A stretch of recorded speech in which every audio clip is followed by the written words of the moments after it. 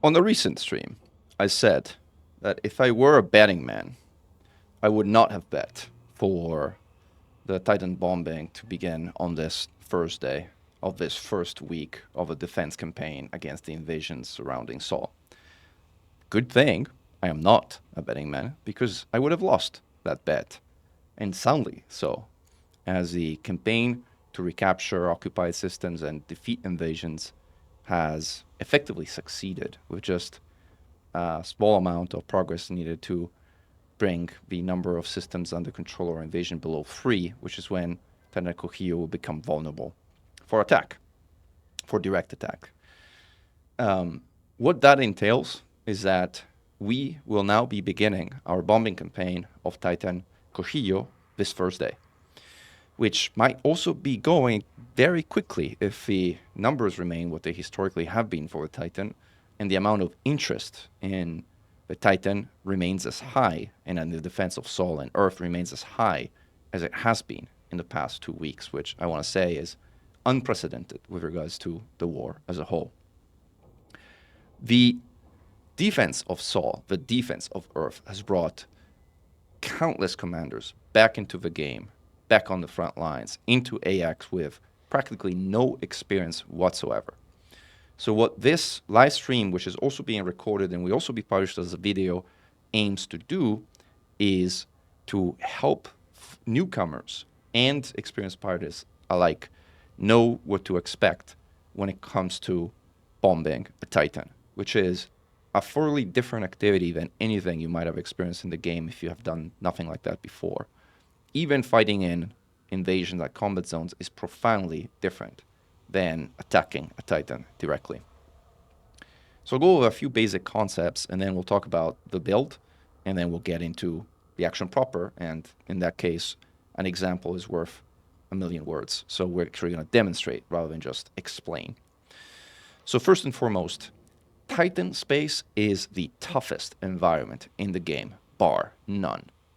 There's an active anti-guardian field, or active guardian zone, as it's referenced in the game, which means that guardian weapons that are not engineered for anti-guardian zone resistance will melt in seconds, not even minutes, so they are effectively unusable.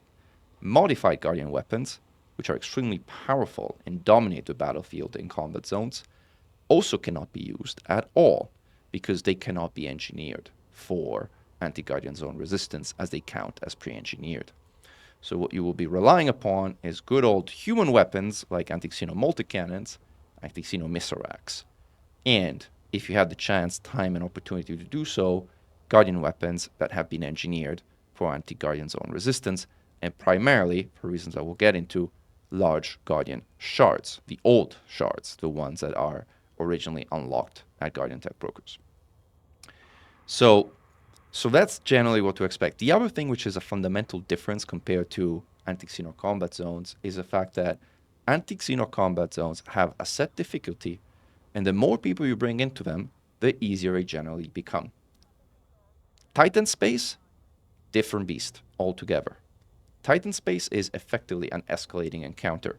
The more commanders you cram into them, the stronger the response becomes, the harder the interceptor spawns become, the tougher everything gets, which is why, even forgetting about bugs and desyncs and network issues, but let's set that aside for a moment. That's why the general mantra for combat zones has been get as many people in them as possible, and everything's going to go as fast as possible. When it comes to Titan bombing, almost the opposite is true. You want to be doing Titan bombing in a small group. You can, and I will show you that you can effectively do Titan bombing solo.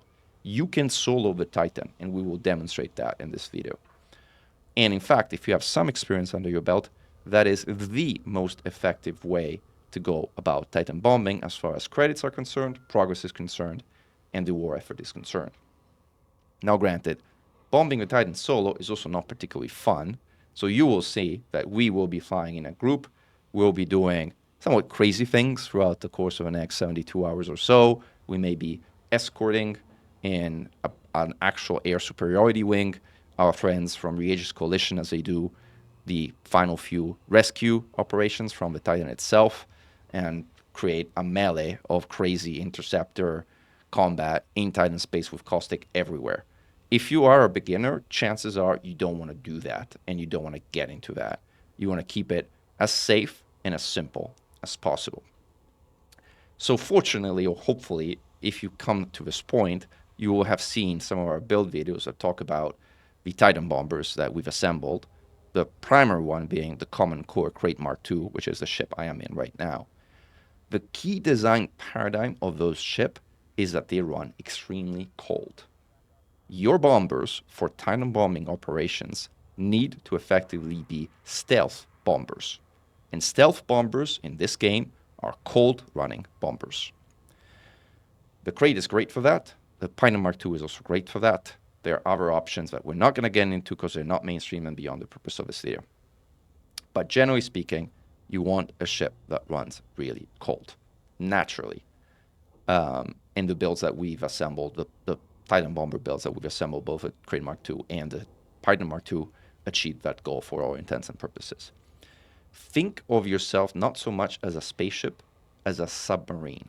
You're going in as quiet as possible, aiming to remain undetected for as long as possible. You're going to launch your torpedoes quite literally, like a submarine, do the damage you're going to do to the thermal core, and then get the hell out of there. That is how you should think about your mission as far as Titan bombing goes. Again, small groups is best. I would highly recommend no more than 4 people as things start getting haywire if you increase that number even further. And by the way, another reason, which I haven't mentioned as to why smaller groups are better, is because unlike combat zones, where the more people, the more bonds get effectively multiplied, setting missions aside for a moment, the maximum damage you can do to the thermal core in a given cycle is fixed. It is 10,000 hit points. It is 28 million worth of credit bonds. That's it. You do more damage than that, it just gets divided among more people. So if it's 2 people and you both do equal damage up to the top, you both get 14 million. 4 people, you each get 7 million, and so on and so forth. So more people in an instance do not do more damage, do not make it easier. In fact, they make it harder, and they do fewer damage than they would be doing if they were in a solo or smaller instance. For all of these reasons, keep those instances for Titan bombing small. You may be tempted to join the Anti-Xeno Initiative private group. You may be tempted to join the Xenostrike Pros private group. And if you want to fancy that, by all means, go for it and try it. But take this advice. Find 3 or 4 people in the live chats, in your group of friends, in whatever random group of strangers, pull them into a private group and do it in a separate private group and do it in a small group. You're going to have a better experience. With that all being said, let's move on and start actually talking about the build and what you're going to need. So this is the Krait Mk2 common core, which hopefully you're familiar with. Again, if you're seeing, this is in its mod shard configuration, as I have been doing Anti-Xeno combat zones. So the first thing I'm going to do is I'm going to reconfigure it for Titan bombing purposes. So I'm going to store all the hard points, which I'm going to do as one click way, which I can't because of the way I have too many modules, which is incredibly annoying. So I have to do it one at a time. So let's do it one at a time. So I'm going to configure it. Let's see if I actually have regular Anti-Xeno missile racks, because this is a weapon that you probably do the most, but chances are I might not have it. So I only have serious missile racks. So I'm going to use those, but serious missile racks and enhanced Anti-Xeno missile racks work more or less the same. So we're going to be doing this with essentially a Krait missile build first. And then we're going to do this again, but instead with a Titan Mk2 with shards. And we'll be showing you the difference in some of the nuances that go with doing this with a more mainstream shieldless build like this one is, versus doing this with an advanced shielded build like the Titan Mk2, which is a lot more complex to use. Let's see if we have a torpedo lying around. Yes, we do. Here it is. So if you're going solo, you will obviously need both torpedoes and missiles. or multi-cannons, or shards, or something that can damage the thermal core, because torpedoes on their own can only hit the vents. They will not do any damage whatsoever to a thermal core, or anything else for that matter. So, what am I looking here? Small enhanced missile rack, pre-engineered. Thought I had one lying around. There it is.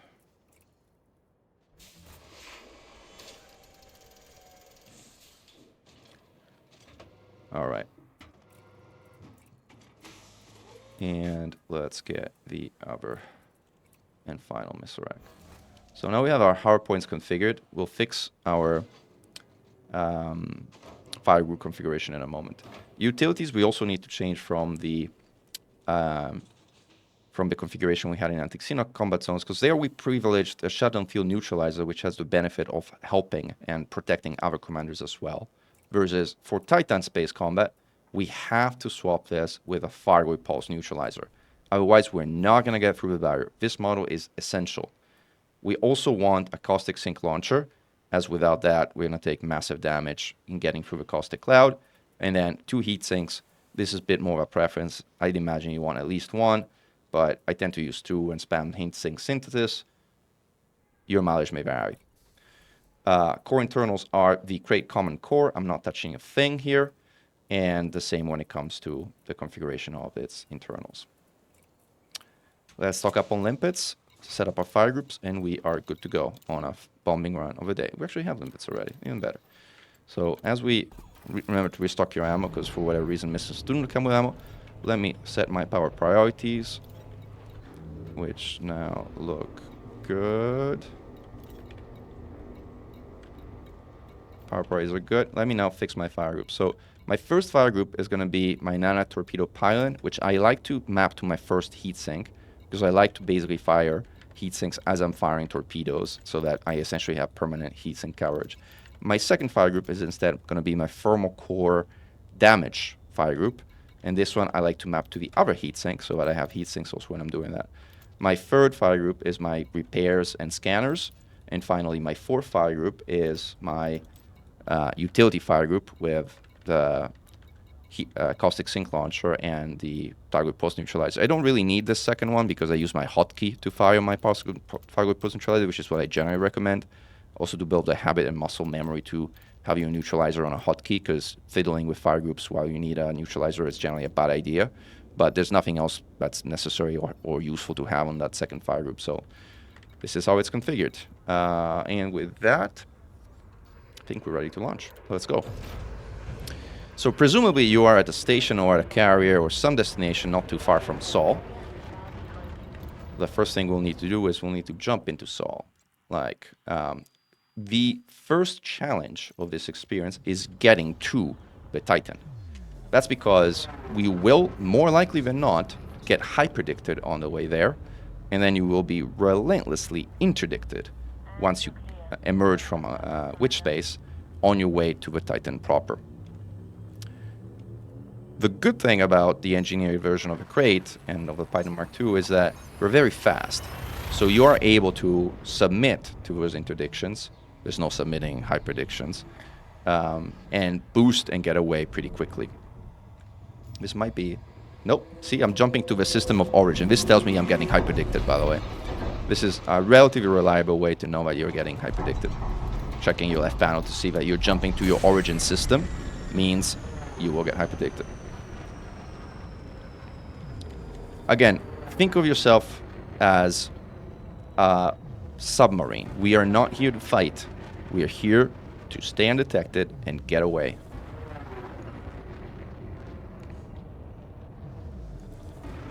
And Lurin has a good suggestions of actually bookmarking Earth to like make your trip faster overall. So that is a good suggestion. But nevertheless, we have to wait for our FSD cooldown to expire. And then we are back off to Sol. You will never be hyperdicted more than one time in a row. So the second time you try, you're guaranteed to go through.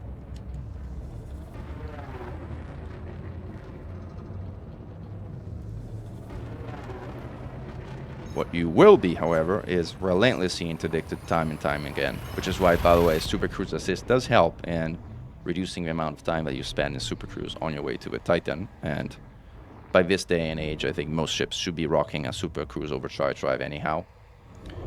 The trip to Titan Cocijo and to Earth is not particularly lengthy, by the way. Like, I should also filter things so that I get to Cocijo more reliably.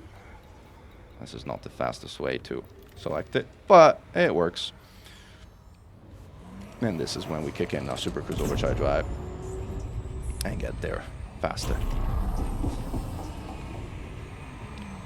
We may have overdone it a little bit, but not too bad. Do a little dip of shame.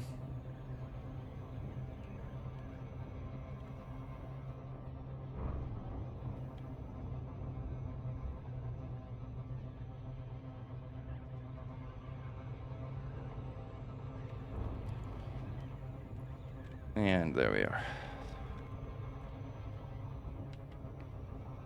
Now, because of my very poor flying with Super Cruise Overcharge, I haven't been interdicted yet, as I'm kind of essentially spinning in space. But chances are, once I straight line, I will be. But we'll see.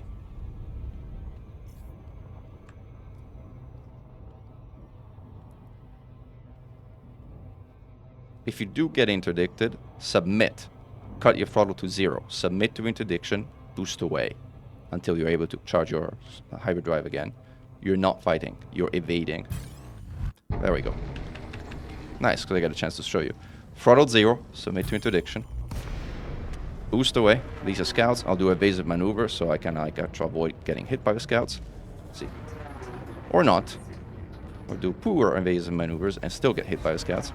And then as soon as I have the opportunity, charge my frameshift drive, and off we go.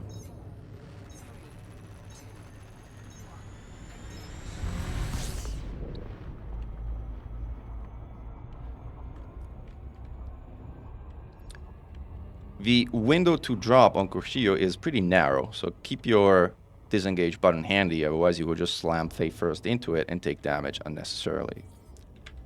And we're good. We're going to be placed straight in the middle of the caustic zone, so be ready to be in caustic as the moment you drop. So here we are. Once we get here, we're kind of going to head straight. What we're looking for is a big red cloud, which might not be obvious until you find some kind of like lighting of here in space as well. Those spiky things around it are caustic generators, which essentially are mines that also move around and are triggered by heat. So if you happen to go close to one, hit sign running, like I did just now, and the mine will not see you, and you will kind of be able to avoid the mine even if you get too close to it. Otherwise, just keep your heat under control, don't get too close to the mines. Now, by now you should see the big red cloud at the center, which is where the Titan is. So that's where we're heading. About the time the mines stop being around you is when you will hear the sound of the Titan charging its pulse, its repulsion field. Once you do hear that sound, which is now, keep your cool, because you will need to fire your neutralizer. Put your pips in sys. You still got plenty of time, like I did right now. This will make your neutralizer last longer. And once you hear the blast, which is now, click and hold your neutralizer. Once you see this wave go over you, hit silent running. This will prevent you from overheating. If you don't, you will overheat and take heat damage. Not the end of the world if you do, but it's just a little trick, a little nifty trick to avoid unnecessary damage on your way into, and to avoid wasting heat sinks on your way into the Titan. So we're in. So now we've effectively passed the barrier. Once you see the asteroids, you're generally clear from the effect of a repulsion field. You're still in caustic though, so still you want to skedaddle and get yourself relatively quickly to the asteroids. The outer side and outer portion of the asteroids is safe. Escorts will not chase you out there, and the Taurus, a special attack of the Titan, which you will see in a moment, will not hit you out there. This is a place, one of the two safe spots in this whole instance, which is otherwise mayhem. The outer side of the asteroids, roughly where I am right now, is one of the two safe spaces where you can possibly be. And this is where, especially if you're in a group, you generally will go to regroup and just reassess the situation. When you arrive, the Titan will be in green state. You can see it by the green veins that run on the underside of a Titan. That means that a Titan is in green state. The state of a Titan, which is green, yellow, orange, and red, is a bit complicated to explain, and probably beyond the point of this introductory video. But what is helpful to know is that you want to keep it in green state, because in green state is when the patrols around the Titans actually jump out. And it's something that you just want to ideally get to every cycle if possible. That's the reason, the state of the Titan is the reason why I am not kidding a thermal vent beam laser on this ship. A thermal vent beam laser, using the thermal vent beam laser on the Titan, does cool you down, but it keeps the Titan in orange alert. And that means that patrols will not leave. And if patrols don't leave after 1 or 2 cycles of bombing, your life gets really difficult, because then it gets really crowded, and going bombing with 3 or 4 escorts on your tail is kind of nasty. So that's why I personally don't recommend using beam lasers if you're solo or in a small instance. If you're in a large instance where the Titan is red alert all the time anyway, then it matters a lot less. Then you can use beam lasers, and it's not going to make a big difference. Now I'm going to switch myself into bombing configuration, which for most builds is 1-for-1. Doesn't really matter what it is, so long as you have 4 pips in engine. Note how I position myself on the inside of the Titan, up high, because what I want to do is I want to circle on the inside of the Titan and cover as little distance as possible. Going fast isn't going to make a difference in terms of how many vents I hit. Covering less ground will make a big difference. And so that's what we are going to do. We will also do something very, very important while Titan bombing, which is to put on a pretty cool soundtrack, which we created. It's called Glare de Mankind. It's available on Spotify. So let's put it on and see if we can set it up. And here we go. So we got a soundtrack. We got torpedoes armed. We're ready to bomb. Let's do this. Once the vents open, you can lock them. And then you can start moving away, because the weapons essentially have quite a bit of a gimbal. So you're able to fire as you're kind of moving away from the turrets as well. There's 8 vents. The more vents you hit, the longer the thermal core will stay open. And consequently, the more time you have to do damage, and usually the more damage you do. Here we go. First torpedo away. Second away. Note I'm doing this in flight assist on. You can do it in flight assist off if you want. Doesn't make a big difference. Now I'm drifting a little bit on the outside of a Titan, which is kind of not where I want to be precisely, but it's gonna be fine, I think.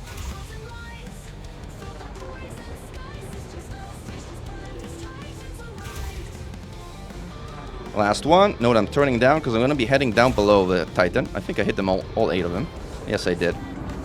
And the core is going to pop out from the underside right there.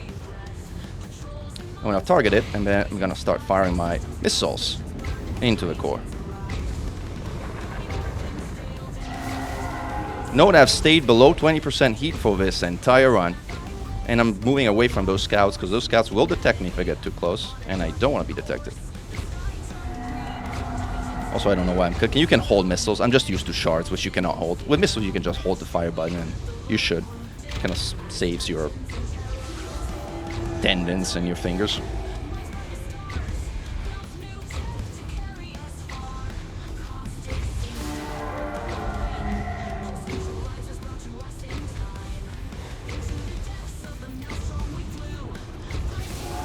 So 50%, 49, 49%. About half of the thermal core damage. This is a good run with missiles only. So, with missiles only, this is a good run. This is what you would normally expect. Right? Now, I've spent my heat sinks, so I'm going to synthesize my heat sinks before I do the next run. I'm also kind of getting straight above the Titan, straight above the rear of the Titan, because this is a Taurus special attack. This blue thing is a Taurus-shaped thing that hurts a lot if you're caught inside. But if you're right above the rear of a Titan or right above the maw of a Titan on the opposite side, then you're safe from it, which is why you generally want to move straight up after you finish your bombing cycle, because that will allow you to avoid the Taurus. Now, I wasn't paying attention because I was focused on synthesis of my heat sinks. I don't know how much damage I did.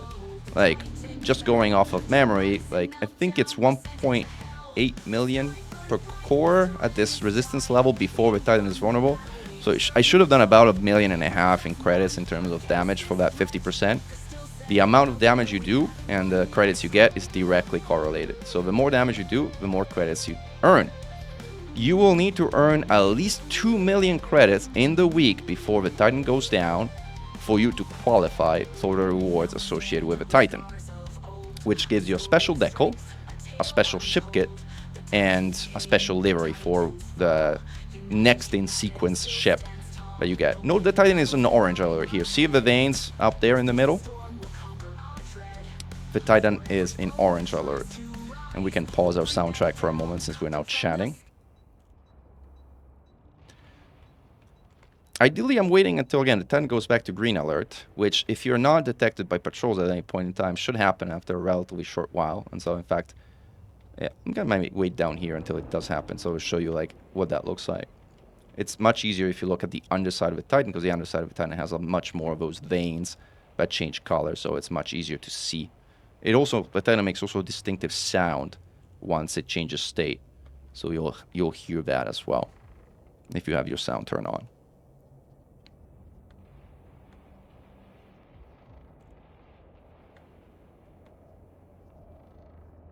This sound is not the change in state. This sound is the vents coming open. And Frame Shimanoma is patrol jumping in. It is still an orange alert. If a scout detects you, and this is again another of a challenge of Titan space, if one thing detects you in the instance, everything detects you. These things have a hive mind in this place. So even a silly, simple scout detecting you means every single turret of a Titan is going to open fire on you. And that's going to hurt. So don't get detected. Again, keep that submarine mentality and mindset. This is taking a little longer than expected to go to yellow alert, but it'll go to yellow alert soon, so long as I'm not detected. If I am detected, if one of those scouts gets too close, it will instead go to red alert, and everything will start shooting at me. These are missile turrets, by the way. These fire caustic missiles from the Titan, which hurt. And then there's dual repeater turrets that instead fire red streams of, well, I don't know what it is, I guess, fire good repeater guns and whatnot. The lock range for vents, by the way, is 3 kilometers, just for general information. Also note, don't set yourself a goal, that's a Titan dual fire turret, yeah. Don't set for yourself a goal of hitting all 8 vents once you go and try and do this for yourself. You're not going to be able to the first time you try. I wasn't able the first time I tried. A good goal to set for yourself the first time you try is to hit 2 or 3 vents, maybe 4 if you really want to go for it, but you should be very happy if you hit 4 vents, or even 3 just. And after you hit 3 vents, head down to the thermal core to hit the core. That's a good result for a first time run on the Titan. Hitting 8 on a ship like a Krait is very, very difficult. I kind of make it look easy, but believe me, it is not easy. Now I'm going to flight assist off, so I'm going to go back to flight assist on. Again, the general positioning of where you start does matter, although it's not the end of the world, whether you do it or not. Again, now we've been detected. Note that a patrol is on a tail. The state of a Titan has changed. The sound was emitted, but a patrol has caught our scent, hasn't quite formally locked us, which is why we're still able to kind of lose the patrol. Now it's actually a good time to show you the safe spot at the Titan. This thing here is the safe spot at the upside of the Titan. And this is where you should go hide if you ever are in distress and need to kind of break lock or lose aggro. I'll show you more precisely where we are, like once we actually park. But this spot here is our safe spot. Here, things will lose lock of you, things will lose interest. You can kind of relatively chill. It's not as safe as the asteroid field entirely, but it is safe enough that you should be able to lock aggro, lose aggro, especially if you have like glaives or if you have other hunters or interceptors on your tail. this is where you go to hide and lose lock of hostiles on your tail. There's 8 of these, so it's not just one. There's 8 all around the Titan. You can see where it is in relation to the position of the vent. It's right here.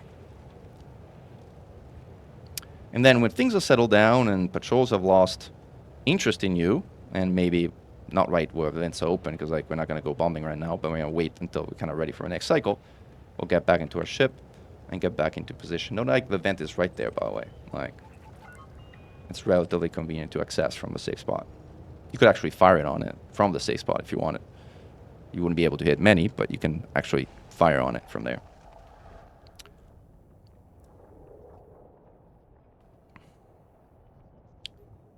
Alright, so the vents have come close. Let's now exit the safe spot and see if I can do it without actually bonking my ship on the Titan itself, which would not be nice, because it hurt. And I kind of managed, so up we are here. Let's get ourselves back into a bombing starting position, which is above the ridge, again on the inside of the Titan. Again, I will try and accelerate on 3 vectors when I'm turning around the Titan. Forward, up, and right, which is what we call trichord acceleration, which is the fastest that any ship in the game can accelerate. When you give essentially thrust on 3 vectors, you get the maximum possible acceleration in game. But this is a bit more advanced. If you're again not used to like advanced flying, just fly as you are. Okay, now we've been locked and we are being fired upon. Like, and we're gonna do a running start. I'm gonna pop a heat sink, see if I can lose their heat lock. And vents have come open, and there's like a vent behind me, so I'm gonna see if I can actually do a reverse shot, which I did. Reverse shot are not exactly easy, so again, do as I say, not as I do.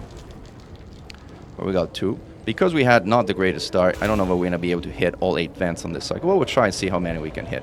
We're also a little bit out of trajectory at this point in time, but not so that it's so bad that we're not gonna be able to hit enough. So, well, again, we'll do some good damage. Alright, now we're totally out of trajectory. So, how many we got there? Is that 1 or 2? That's the last one. Alright, so now I kind of know that I'm not going to be able to hit that one and get on time on the core. So I'm just going to sacrifice the last vent, since I knew this was going to happen, and instead make my way to the core. We're not going to be able to do the same amount of damage, because the core is not going to stay open the same amount of time. Because they only hit 7 vents, the core is going to stay open less time. And that means we're going to do less damage than the 51% we did on the previous round. Again, 51% or whatever amount we're going to do on this particular cycle is a lot of damage for a ship with missiles like this one. You shouldn't set yourself that target, because it's probably unrealistic for the first few times you try. If you do 15% or 20% damage to the core, that is already a really good number that you should be happy with and proud with.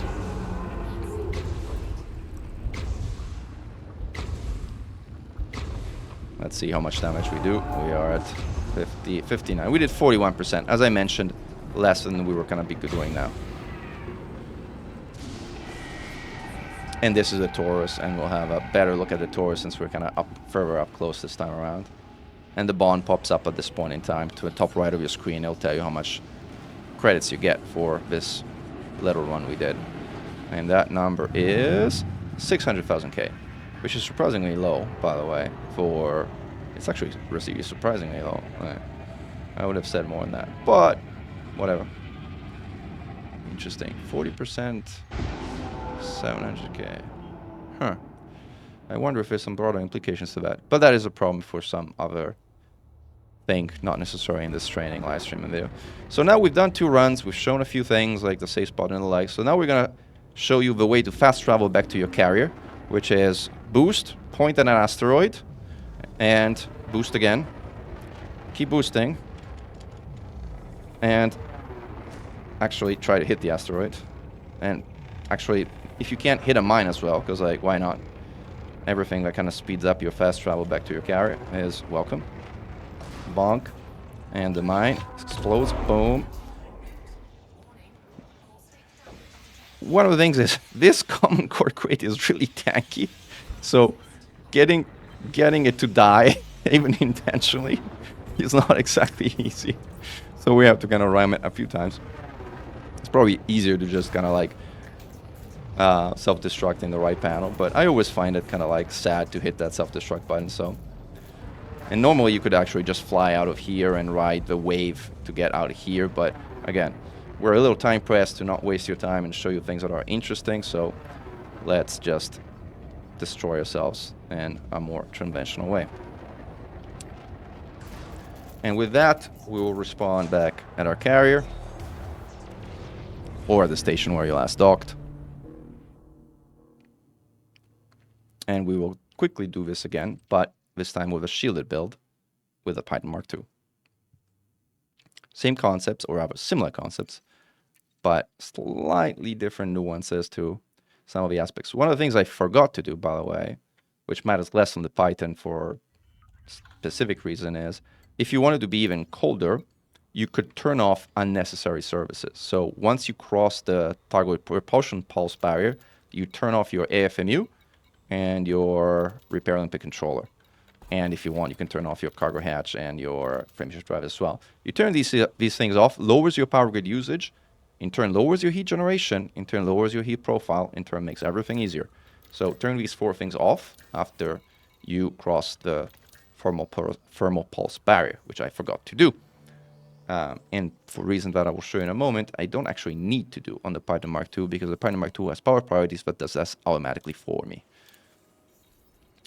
So we've done this in the kind of like mainstream bomber that most people are expected to have, and I've showed you how it works. Now we're going to do this with a high-end variant, which is the Titan Mk2, which is the best bomber in the game. This thing can solo the Titan, and I'll show you how it works.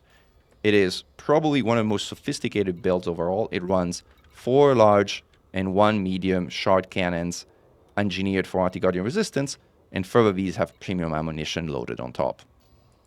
So it does an absolutely brutal amount of damage. It is a shielded no repair build, so we have the hull that we have, we leave the hull, and we're not going to be able to repair the hull once we're out there. So gotta make that hull amount count.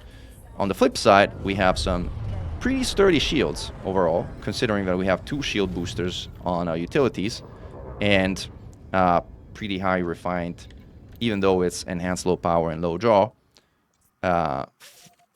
D-class shield. It's D-class because of power grid necessities. This is a build that flies 1-4-1 in pips practically always. The only time you swap from the 1-4-1 pips configuration is when you charge your target pulse neutralizer. So when you're crossing the barrier, you put pips in sys, like I showed you earlier. And when you are firing your shards at the core, you switch to 2-2-2. You reset your pips to their default configuration. That's the only time you touch the pips, otherwise it's 1-4-1 always. This ship is designed to charge your shields with a single pip in your system capacitor without draining your system capacitor, which is really as worries less as it goes as far as like pips configuration are concerned. The fire groups are pretty much the same identical fire groups as the Krait I showed you earlier. You have a torpedo and a heatsink map to the first. You have all the shards and a heatsink map to the second. And you have a caustic sink launcher and a power grid neutralizer as quote utilities on the third. In this case, we don't have a repair limpet, so we don't have that additional fire group. But same exact logic.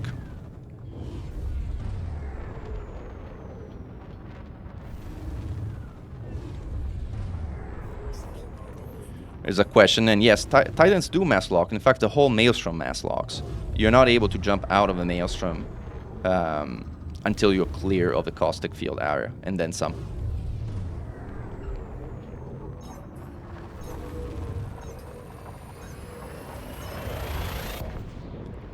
Now, one thing you don't want to do with a Titan Mk2, because it is a shielded build, is you don't want to hit silent running when you cross the pulse barrier. Silent running automatically turns your shields off. It's a very bad idea. Don't do it. Alright, and we are back in action.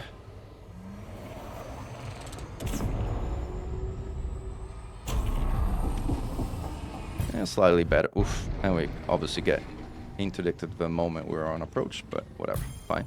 Again, we submit, we boost away. Because this is a submission to interdiction, our FSD cooldown will be very short. This ship is pretty fast.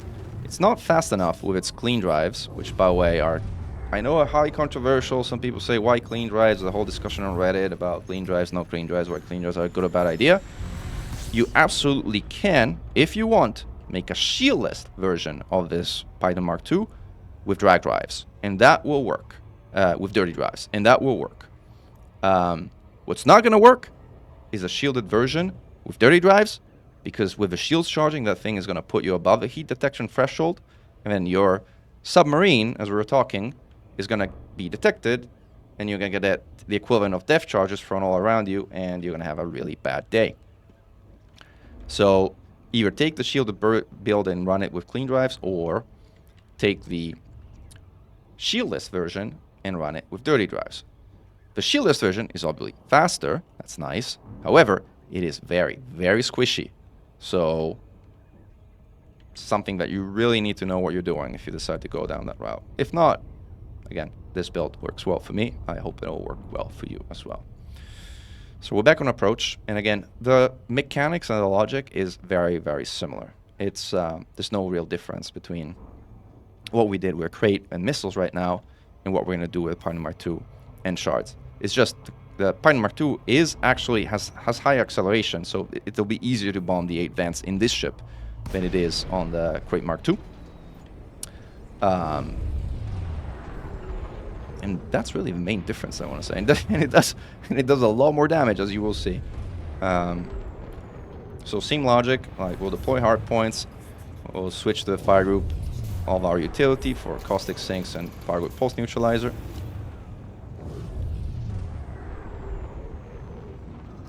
And we're heading back in. And again, let's put some music on. Welcome to AX, like a track that is very newcomer friendly, so let's put that on.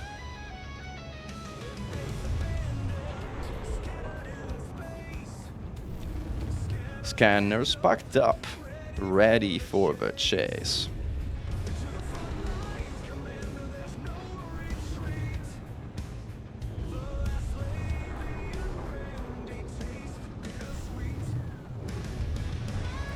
Know that I'm boosting away while on approach, like there's really no reason not to, but when the pulse comes over me, I will not pulse, because I don't want to overheat, and boosting while the pulse wave is over me will overheat my ship. So I will kind of just go on military power until the heat subsides. When the heat stops subsiding, I will boost again to get the hell out of it. Again, pips to sys, hold. Note I am not boosting. Looking at my heat, 49, 52, 55, 59, 61, and now going down, now I boost. And I go back to my standard PEEP configuration of 1 for 1. Now we passed the barrier. As a reminder, you put pips in sys because it makes your pulse neutralizer last a lot longer, which gives you a lot more margin to time the use of a neutralizer vis-a-vis the pulse.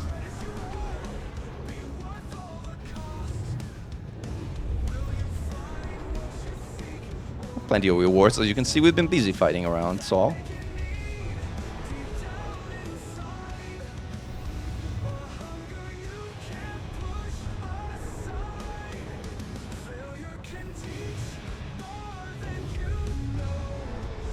Alright, we're almost there. Skill issues arise. We all feel the sting. And we're clear. I'm gonna drop my caustic sink. It leaves me a full sink, which is more convenient. Alright, now, see, this ship automatically turns off the unnecessary things for you. Huh? Talk about automation and advanced build configuration. That's what we got. What we will do is we will stop boosting, though, because boosting will push us above the detection heat sink, the detection threshold. You don't want to boost unless you're under a heatsink coverage. You can boost, but you got to pop a heatsink first. Otherwise, you will be detected, and again, you're going to have a bad day. Vents are open, but we are too far to have a proper bombing run, so we will not begin our bombing run right now. We will wait for the next cycle. So, as I mentioned, the Titan Mk2 has higher acceleration than Krait Mk2. It's generally more agile, so it is easier to hit 8 vents, or any number of vents for that matter, with a Titan Mk2. I would say, I know I'm gonna get a lot of flack for saying this, but I will say it anyway, it's even easier in the Mamba, because the Mamba has even higher acceleration and top speed. However, the Mamba does a lot less damage to the thermal core, which is why, for all intents and purposes, the Mamba has effectively been rendered obsolete by the Titan Mk2 as a bomber. You're not gonna find us recommending the Mamba anymore as a bomber. Oh, it is a fun ship and it looks sleek, so there's that going for it. Alright. And after Welcome to AX, we'll put the signature title, Glory to Mankind. As bombing during, to a tune of Glory to Mankind has its own, like, special meaning, I will say. Alright, switch to our torps. Alright, we're ready to bomb. Let's put Glory to Mankind on. And ready we go. Here we go. Guns at the ready. We're ready as can be. We'll make the Fargoids flee.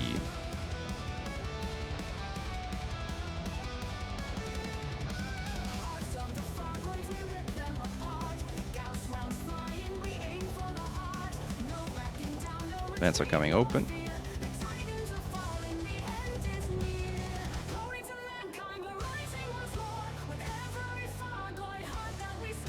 Alright, and we're here to defend.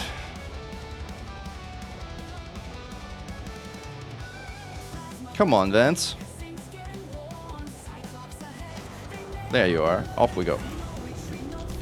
Off to races. I'm used to flying that truck that the Krait is. I'm not used to how agile this ship is in contrast. I'll get the hang of it again in like 2 more vents, but like right now it's like, oof, this thing turns.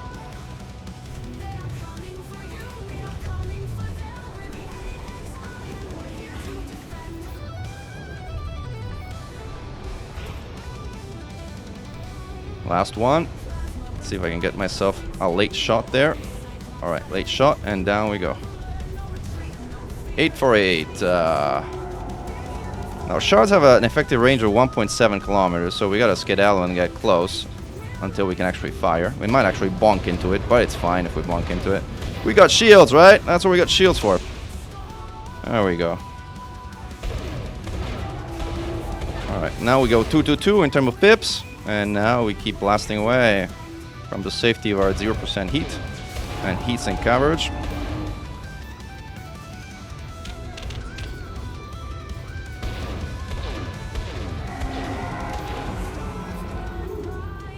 Look at the amount of damage these things dish out. Right. 13, one more volley, and this is done. And 0! See? This is the soloing of a Titan, of a Titan Mk2 that I was mentioning, with a big blast explosion animation that goes with it, which is satisfying, especially on your own. And the Tauros. But now it should give a full credit bond of, I think, of about 1.8 million. See if it's still 1.8 million. That's actually something I'm really curious to see what the bond amount is.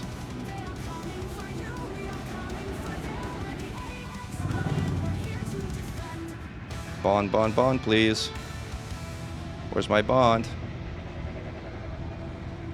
Did I not get a bond? Huh. Should I have gotten a bond? But I did not get a bond. Did I miss getting the bond? Did that be somebody see? Oh, there you go. 2 million. All right, 2 million. Was it 2 million always? I think it might have always been 2 million. I misremembered. Like, it's almost 2 million spot. Yeah, it's 2 million at maximum damage resistance, which is now, and it's 28 million 14 times when first day kicks in. So that's it for it all, folks. This is the basics of Titan bombing. Well, basic and then some. But at least there's some of the key things that you ought to know. Like, Everything is harder once you have more people in the instance and you start getting detected and getting fired upon, especially if you try fighting. Like, look, there's things like, I think it's a glaive being launched from a, like, under pedal of a Titan. Maybe the last thing I will show you, since we're here, and since we're not always here, is how to pick up hardened surface fragments, which is one of the 2 materials necessary to engineer weapons for anti-guardian zone resistance. And then, as you can see from these shards, it can be worthwhile if you expect to be bombing for more than maybe just a few cycles. So let's go get some of those for that purpose. The other material that you will need for that engineering is caustic crystals, and those are found in in Fargoid. Gosh, can't speak now. In Titan graveyards. So if you go to the remnants of, say, for example, Titan Tyrannus or any Titan that has exploded, by the way, and you just fly around, you're gonna find caustic crystals filling in free space. They're somewhat rare, but they're not that rare. They're not as rare as Titan drive components, for instance. So fly around for long enough, keep an eye on the left panel, and you will eventually find Titan drive components. Alright, so we're looking for kind of tiny green, bright green dots on the surface of a Titan. There you go, I found one there. This is the kind of thing that you will need to shoot to get hardened surface fragments. You need to get really close to actually be able to target it, and it's a coarse hull surface. If you have abrasion blasters, you can shoot them with abrasion blasters, and the yield is going to be higher. We're going to generate more materials if you shoot them with an abrasion blaster. But you can shoot them with anything. You can shoot them with shards, and it will fire out hardened surface fragments. Now, I'm not going to pick them up because I'm completely full of hardened surface fragments, so I can't even pick them up, but that's how it works. And with that, commanders, I'm going to turn my shield off, give you our glory to mankind, and I will see you on the front lines. And you will see us on the front lines as we begin the final bombing campaign of Titan Cocijo in the defense of Earth. Glory to mankind. Commander Mechan, over and out.